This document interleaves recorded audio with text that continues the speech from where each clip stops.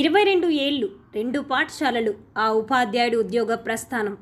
ఒకే మండలంలో 22 ఏళ్లుగా ఉద్యోగం చేస్తున్న ప్రధానోపాధ్యాయుడు కర్నె రాజు. పదోన్నతితో మళ్ళీ ఇదే మండలంలోని అంకంపల్లికి బదిలీ అయిన రాజు. కాల్వ శ్రీరాంపూర్ మండలం కూనారంలో కర్నె రాజుకు ఆత్మీయ సన్మానం. ఉద్యోగ బాధ్యతతో సంఘం బాధ్యతల్లో రాణిస్తున్న పంతులు, కొనియాడిన భక్తులు. ఒకే మండలం, అది కూడా సొంత మండలం, 2 పాఠశాలలు, 22 ఏళ్ల ఉపాధ్యాయ ఉద్యోగంలో కొనసాగిన ఆ ఉపాధ్యాయుడు పదోన్నతి పొంది తిరిగి అదే మండలంలోని పాఠశాలకు బదిలీ కావడం అనేది అరుదైన అవకాశం.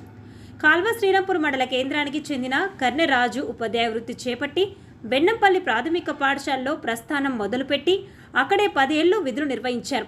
ఆ తర్వాత అదే మండలంలోని కూనారంకు బదిలీ కాగా అక్కడ 12 ఏళ్లు విధులు నిర్వహించిన రాజు ప్రధానోపాధ్యాయుడిగా కొనసాగుతూ ఇటీవల స్కూల్ అసిస్టెంట్గా పదోన్నతి పొందాడు.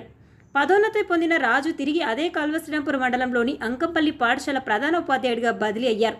ఇదంతా యాదృచ్ఛికంగా జరిగినా అరుదే అని చెప్పవచ్చు. ఆయన విధులు నిర్వహించిన పాఠశాలల అభివృద్ధికి విశేష కృషి చేశారు కర్నె రాజు. ఈ నేపథ్యంలోనే కూనారంలో పాఠశాల సిబ్బంది, విద్యార్థులు, మిత్రులు కూనారం పాఠశాలలో రాజుకు ఆత్మీయ సన్మానం, అభినందన కార్యక్రమం ఏర్పాటు చేశారు. ఈ సందర్భంగా రాజు సేవలను సహచర ఉపాధ్యాయులతో పాటు వక్తలు కొనియాడారు.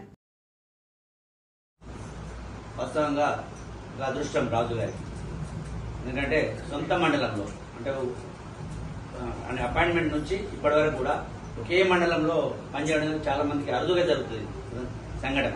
అంటే రాబో రోజుల్లో ఇప్పుడు 2 పాఠశాలలో 22 సంవత్సరాలు ఇచ్చిన, ఇప్పుడు అంకంపల్లి ఇదే సేమ్ మండలం. ఇంకా అంటే రానున్న రోజుల్లో ఇదే మండలంలో పదవి విరమణ చేస్తాడా అనే ఒక ఆలోచన అవుతుంది. ఎందుకంటే మొన్న కూడా హన్మకొండ పోదాని ప్రయత్నం చేసింది. ఒక ప్రయత్నం అవకాశం ఉంటే నేను సిటీకి వెళ్ళిపోదాను, ఆటోమేటిక్గా భగవంతుని ఆశీర్వాదంతో ఆయన ప్రమోషన్ వచ్చి ట్రాన్స్ఫర్ అయ్యింది. అంటే కాబట్టి ఇప్పుడు దీంట్లో బదిలీ ఛాన్స్ కూడా లేకుండా, కాబట్టి మరో కొద్ది రోజులు చేసి పదవి విరమణ కూడా ఈ మండలంలోనే అయ్యే అవకాశాలు ఉన్నాయి, కావాలని కూడా ఆకాంక్షిస్తున్నారు. చిన్న వయసులో కూడా అతన్ని మేము పంతులు అనిపించుకుంటాం, పంతులు అనిపిస్తే గౌరవంగా. అలాంటి వ్యక్తి ఈరోజు ఇక్కడ పాఠశాల అభివృద్ధిలో కూడా నిరంతరం ఈ స్ట్రెంత్ పెంచే విషయంలో కావచ్చు, ఈ పాఠశాల డెవలప్మెంట్ అంటే ఏదైనా డోనర్స్ను తయారు చేయడం కానీ, విద్యార్థులకు పాఠ్య పుస్తకాలు ఇవ్వడము, ఆ పాఠశాల అభివృద్ధి విషయంలో కావచ్చు, లోకల్ ఉన్న అన్ని రాజకీయ పార్టీలకు కోఆర్డినేట్ చేసుకొని ఇక్కడ కాంట్రవర్సీ లేకుండా 12 సంవత్సరాలు ఒక పాఠశాలలో చేయడం అనేది తమాషా కాదు. ఎందుకంటే కునారం ఒక స్పెషల్ విలేజ్, ఇది ఒక రాజకీయ చైతన్యం, అన్ని రంగాల్లో ఒక చైతన్యమైన ఈ గ్రామంలో వివిధ రకాల మనుషులు ఉంటారు. రాజకీయం కూడా చాలా అవగాహన వ్యక్తుల మధ్యలో ఒక 12 సంవత్సరాలు నాన్ కంట్రవర్షియల్గా ఒక పాఠశాల అభివృద్ధిలో ఇలా పాల్పంచుకొని వాళ్ళ ఒక ఆదర్శమైన ఉత్తమ ఉపాధ్యాయుడు, అంటే ఎన్నో అవార్డు కూడా తీసుకున్నాడు. ఉత్తమ ఉపాధ్యాయుడు ఉన్న మా మిత్రుడు ఈరోజు బదిలీ, అంటే బదిలీ సహజం. ప్రభుత్వ ఉద్యోగి, ప్రభుత్వ ఉపాధ్యాయునికి బదిలీ అనేది సహజం, ఏ ఉద్యోగికైనా. కాకపోతే బదిలీ పదోన్నతి మీద పోవడం కూడా ఈరోజు వాస్తు ప్రకారం కూడా పునరం మంచిగా కలిసి వచ్చింది. ఆయనకు అన్నింటి వేసినప్పటికీ ఒక పదోన్నతి పోతుండు.